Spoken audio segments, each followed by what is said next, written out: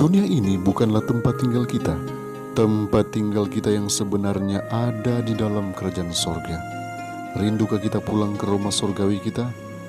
Mari kita nikmati kebenaran firman Tuhan dari seri Renungan Harian Pulang ke Rumah.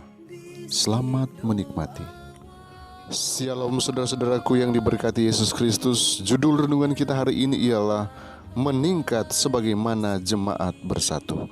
Mari kita berdoa.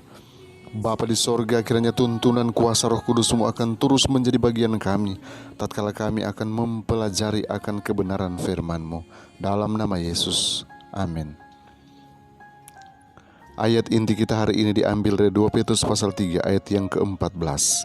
Firman Tuhan berkata, "Sebab itu saudara-saudaraku yang kekasih, sambil menantikan semuanya ini, kamu harus berusaha supaya kamu kedapatan tak bercacat dan tak bernoda di hadapannya dalam perdamaian dengan Dia."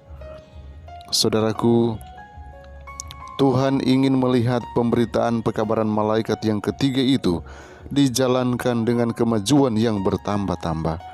Sebagaimana Dia telah bekerja pada segala zaman, memberikan kemenangan bagi umatnya, demikianlah juga pada zaman ini Dia rindu memberikan kegenapan yang gemilang akan rencananya bagi jemaatnya.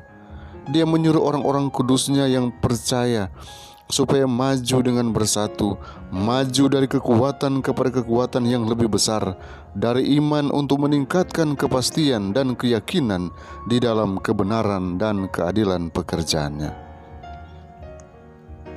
Kita harus berdiri teguh seperti batu karang terhadap prinsip-prinsip firman Allah, serta mengingat bahwa Allah menyertai kita untuk memberikan kita kekuatan menghadapi setiap pengalaman yang baru. Hendaklah kita selalu mempertahankan prinsip-prinsip kebenaran di dalam hidup kita, agar kita dapat maju dari kekuatan kepada kekuatan di dalam nama Tuhan. Kita harus menjaga dengan penuh kesucian iman yang sudah didukung oleh petunjuk dan pengesahan Roh Allah sejak pengalaman kita yang mula-mula hingga sekarang ini.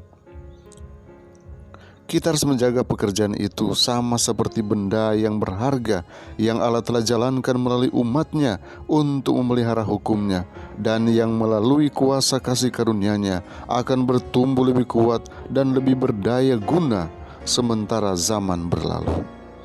Seteru itu berusaha menggelapkan pengertian umat Allah dan melemahkan kesanggupannya. Tetapi bila mereka mengikuti tuntutan Roh Allah, Dia akan membukakan pintu kesempatan di hadapan mereka untuk membangunkan tempat yang sudah lama rusak itu. Mereka akan mengalami pertumbuhan yang tetap hingga Tuhan turun dari sorga dengan kuasa dan dengan kemuliaan besar untuk membubuhi meterai kemenangannya yang terakhir pada pengikutnya yang setia.